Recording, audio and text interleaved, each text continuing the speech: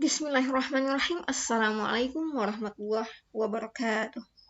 Hamdan wa syukranillah, salatan wa salaman ala nabina Muhammad sallallahu alaihi wasallam. Allahumma sholli ala Muhammad wa ala ali Muhammad. Baik, Bapak dosen pengampu mata kuliah perkembangan pemikiran modern dalam Islam yang kita hormati, Bapak Dr. Haji Burhanuddin LC-MAG, kemudian rekan-rekan Bapak Ibu PAIA yang seperjuangan. Sebelumnya kita juga ucapkan terima kasih kepada moderator yang telah memperkenankan kita untuk menyampaikan makalah dengan judul Syiah dan Pemikirannya. Baik, langsung saja kita akan bahas ya. Namun di sini kita akan membahas beberapa poin. Yang pertama yaitu pengertian dari Syiah itu sendiri, kemudian bagaimana sejarah lahirnya, selanjutnya sekte-sekte dari Syiah, dan yang terakhir pokok pemikiran dari Syiah.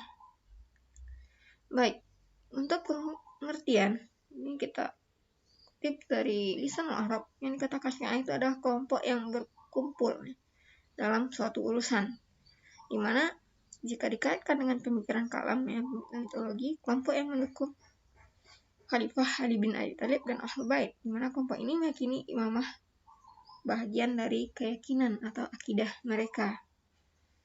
Kemudian sejarah lahirnya.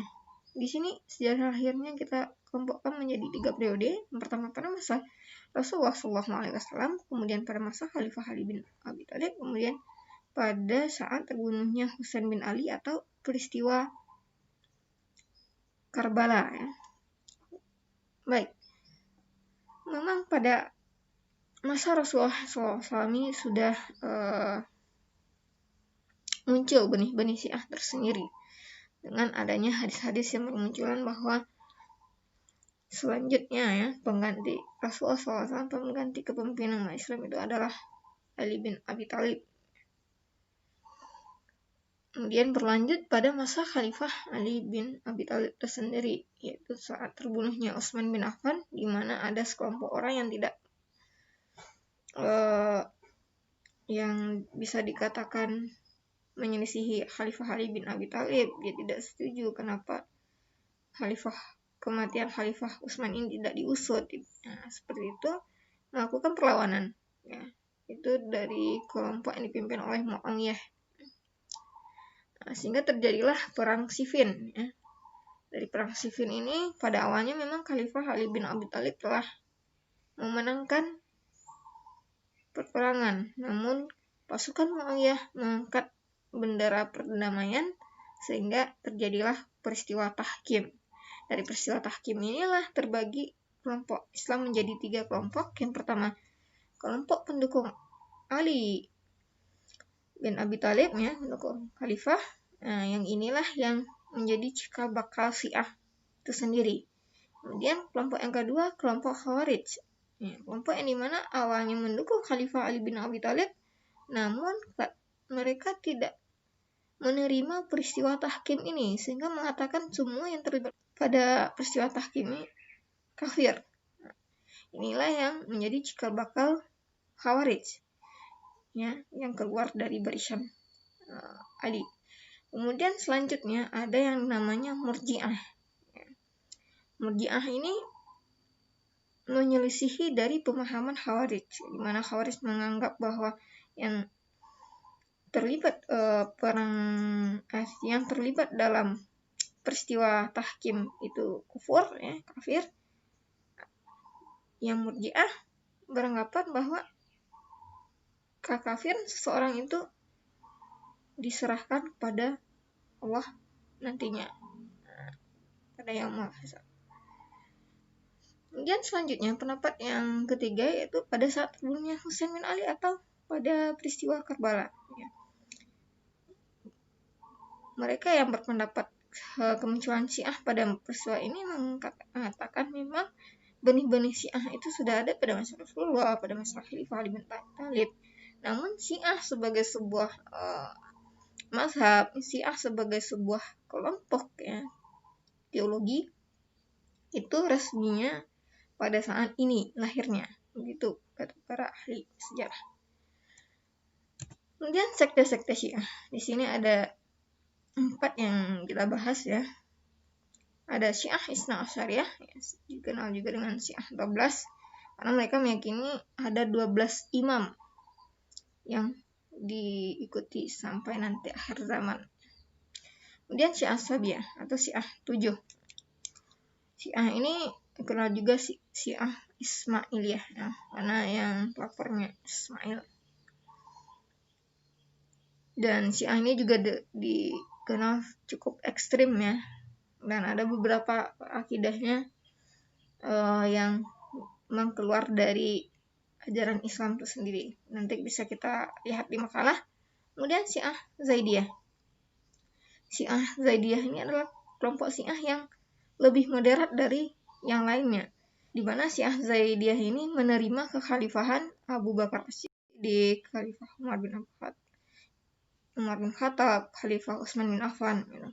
Mana kelompok-kelompok yang lain Syiah itu memang lebih kepada Khalifah Ali bin Abi Thalib. Kemudian Syiah Rafidah. Syiah Rafidahnya memang kelompok Syiah yang juga terkenal ekstrim ya, bahkan sampai mengkultuskan Khalifah Ali bin Abi Thalib dan memusuhi dan mencap kafir bahkan sahabat seperti itu. Dan Syiah Rafidah ini juga ada sebagian yang berpendapat bahwa ini juga termasuk Syiah Asyariyah. Kemudian konsep pokok-pokok ajaran Syiah. Kita lihat dari konsep iman, di mana konsep keimanan Syiah ini pada dasarnya memang cukup ada perbedaan ya, terutama yang imamnya, di mana mereka memang mempercayai imam-imam mereka, yang bahkan seperti yang dikatakan sebelumnya, ada yang mengkultuskan Khalifah Ali bin Abi Thalib. Jadi di sini inilah yang cukup berbeda ya, perbedaan yang mendasar dalam konsep keimanan Syiah. Kemudian pelaku dosa besar. Dalam pelaku dosa besar, Syiah ini hampir sama dengan Mu'tazilah, di mana Mu'tazilah berpendapat bahwa pelaku dosa besar ini tidaklah kafir dan tidak mukmin, namun di antara keduanya sehingga akan bisa masuk surga jika mereka benar-benar bertobat. Kemudian sifat-sifat Tuhan. Kalau di sifat-sifat Tuhan, memang kelompok Syiah sangat menolak ya adanya memang Tuhan itu tidak memiliki sifat yang sama dengan makhluknya, sama dengan manusia, seperti itu. Ya, kemudian peranan wahyu dan akal, di mana kelompok Syiah lebih mengutamakan ya wahyu dari lebih porsi yang lebih besar itu adalah porsi akal daripada wahyu. Namun terkait hadis-hadis tentang imamah itu mereka lebih mengutamakan wahyu seperti hadis tersebut. Kemudian perbuatan Tuhan dan manusia, karena memang porsi akal lebih daripada wahyu, sehingga bagi mereka perbuatan manusia itu dikendalikan oleh akal sendiri. Jadi jika mereka bersalah, mereka melakukan dosa besar, itu karena manusianya itu sendiri, tidak ada dari Tuhan, seperti itu bagi mereka.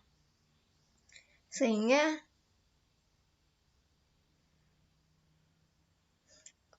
ada juga yang berpendapat perbuatan Tuhan ini itu jika Tuhan mengizinkan, seperti itu. Mungkin hanya sekian. Assalamualaikum warahmatullahi wabarakatuh. Kita kembalikan kepada saudara moderator.